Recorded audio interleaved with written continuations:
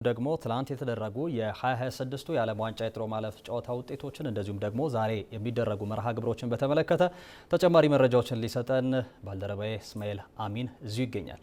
እስማኤል እንዴት ውላል? እንዴት ነህ ዩሱፍ?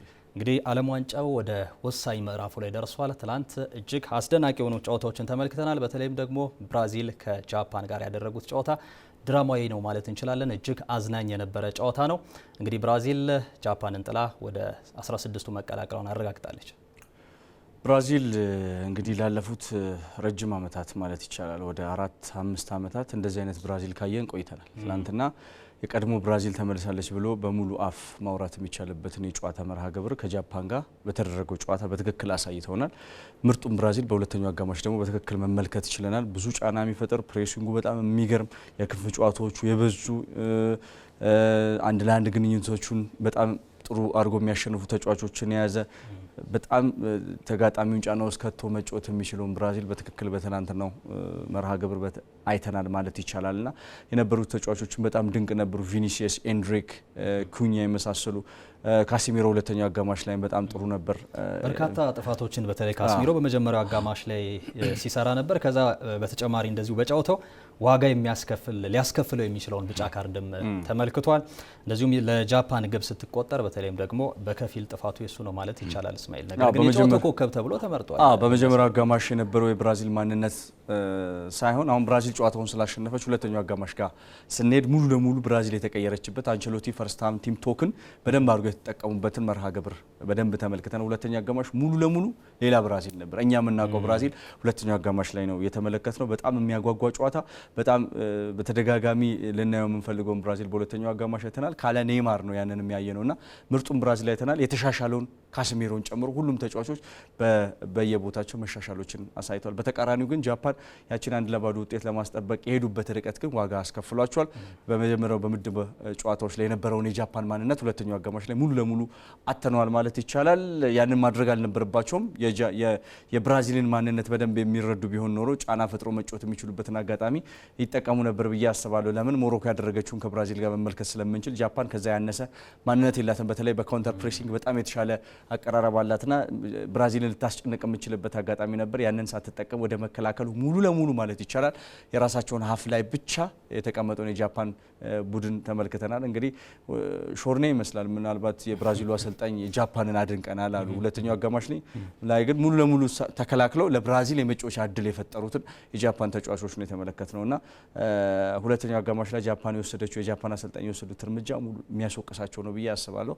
ሁለት ግቦችም ሲስተናገዱ ያንን 45 ደቂቃ የብራዚልን ፍሉዌንት ያለው ጨዋታ በኮንሲስተንሲ መከላከል ወይም ደግሞ ኦርጋናይዝድ ሆነ መከላከል ለ45 ደቂቃ ይከብዳል። ያንን ነው ያየነው። ከብዷቸው እንግዲህ ግብ ሲቆጠርባቸው ተመልክተናል። ግብ ጠባቂው ግን በጣም ምርጥ ጊዜ አሳልፏል ማለት ይቻላል። ባይ ዘ ዌይ ይሄ የዓለም ዋንጫ የግብ ጠባቂዎች ነው ይመስሉ አይደል? አብዛኞቹ የግብ ጠባቂዎች በጣም ክላስ ሆነው እየወጡ ነው። የትላንቱ የጃፓኑን ግብ ጠባቂ እንግዲህ ብዙ ሴቮችን አድርጓል፣ ግን መጨረሻ ላይ ሁለት ግቦችን ማስቀረት አልቻለም። የካሲሚሮና የማርቲኔሊ ሱዙኪ እጅግ ድንቅ ነበር። በጣም ምርጥ ነበር።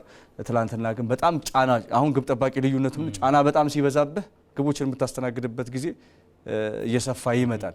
አጥቂ ግን ብዙ በሞከረው ቁጥር ነው ግቦችን ለማስቆጠር እየቀረበ የሚመጣውና ልዩነቶች አሉ። ተከላካይም ብዙ ሲሞክርበት የኮንፊደንሱ እየወረደ ይመጣል። ከዚህ አንጻር የትላንቱ የጃፓኑ ግብ ጠባቂ የሚችለውን አድርጓል። ግን ደግሞ ኦርጋናይዜሽኑ መከፈቱ መጨረሻ ላይ እንግዲህ የብራዚል ሆኖ እድሎች ወደ ብራዚል አዘንብሏል። እድሎችን መጠቀም ላይ የተሻሉት ቀያሪዎች ነበሩት።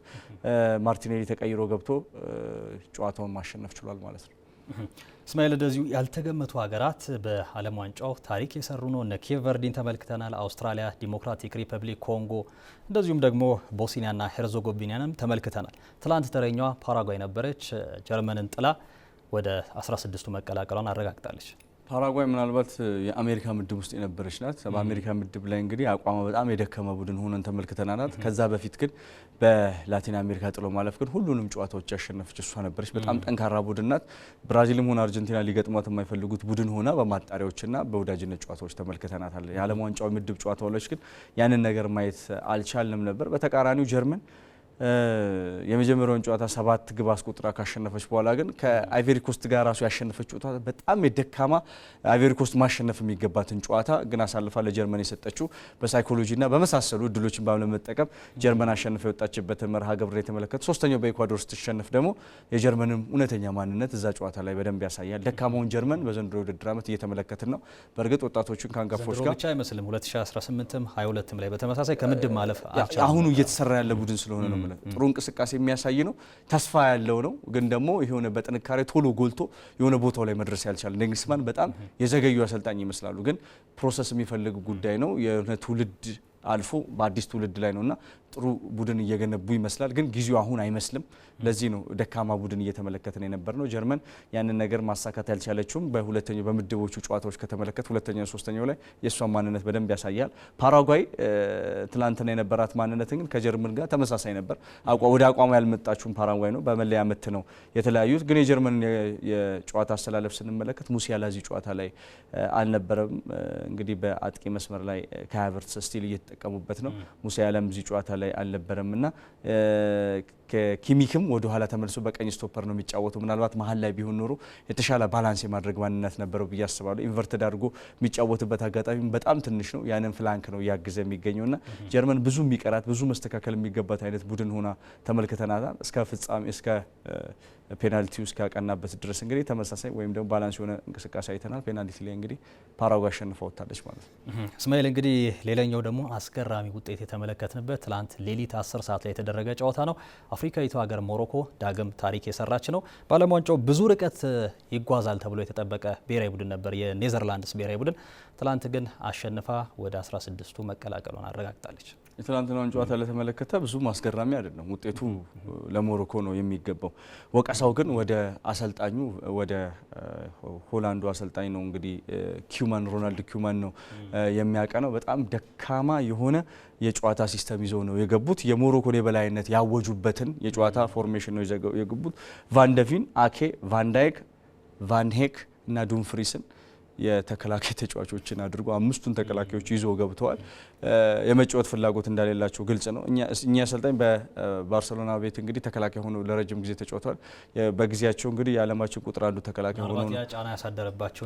በቃ ኤቨርተንም እያሉ የተከላካይ ቡድን ላይ በመስራትም በጣም የሚገርሙ ናቸው። ተከላካይ ቡድን ነው የሚሰሩት የሚጫወት ስኳድ ይዘው። ሳውዝሃምፕተንም እያሉ የሚጫወት ስኳድ ይዘው በመከላከል ላይ በጣም ማተሪያ በካውንተር ፕሬሲንግን መጫወትን ማተሪያ ያደረገ አይነት ቡድን ነው የሚያደርግ። ቅያሪያቸውም ትናንትና ቬግሆረስት ነበር። ተጭኖ ለመጫወት ሳይሆን ፍሊኮችን ለመጠቀም የሄዱበትን ርቀት ነው የምትመለከቱ። ቲጃኒ ሬንደርስ በምድቦቹ ጨዋታ 5 ግቦችን ሲያስቆጥሩ ምርጡ ተጫዋች የነበረውን ተጫዋች ትላንትና አላስገቡትም። በሁለት ሚድፊልድ በዲዮንግና ግራቨንበርክ ነው የተጠቀሙት። እሱ ነበር በ10 ቁጥር ቦክስ ቱ ቦክስ እየተጫወተ ያንን የአጥቂና የመሀል ሜዳ ሲያቀናጅ ነበር። እሱን ተጫዋች አስወጥተው እንግዲህ አኬን አስገብተው ተከላካይ ክፍሉን ያጠናከሩት። የሞሮኮን የጨዋታ ወይም ደግሞ ፍሎ ያለው እግር ኳስ ፈርተው ማለት ነው። እና እሳቸው ያለው ስኳድ ግን በቁጥር የምንመለከተው ከሞሮኮ ስኳድ በጣም የበለጠ ነበር። ኳስ ተጫውቶ ማሸነፍ እንደሚችል ከስዊድን ጋር በደንብ ተመልክተናል።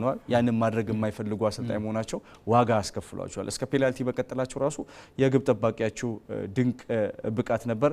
ቫር ብሩገን በጣም ምርጡ ግብ ጠባቂ ደግሞ ትላንትና የሆላንዱ ግብ ጠባቂ ነበር። በሱ እገዛ ብቻ የመጀመሪያውን ግማሽ ወይም ደግሞ 90ውን ደቂቃ ሳይሸነፉ 120 ደቂቃ ሳይሸነፉ የወጡት በዚህ ግብ ጠባቂ ነው እንጂ ሞሮኮ ሙሉ ለሙሉ በልጣለች። በኮንፊደንስ ነው የተጫወተችው። ጥሩ እግር ኳስ የምትጫወት ቡድን ሆና ቀጥላለች። ግብ ማስቆጠር ላይም አሁን በጣም ትልቅ ችግር እንዳለባቸው አጨራረስ ላይ እዛ ድረስ መሄድ አልነበረባቸውም። ብዙ ግቦችን ማስቆጠር የሚችሉበት አጋጣሚ ነበር።